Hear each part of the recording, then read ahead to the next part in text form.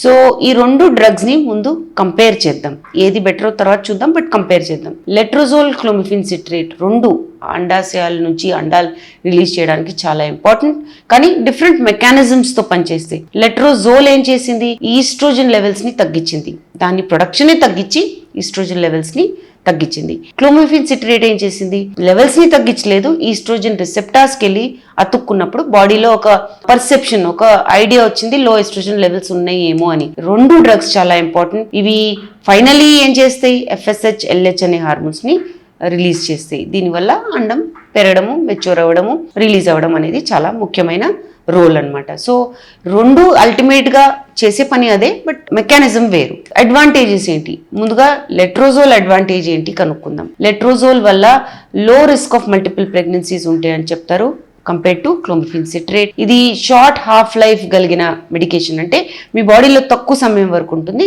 అందుకనే side effects కూడా తక్కువ సమయం వరకే ఉంటాయి.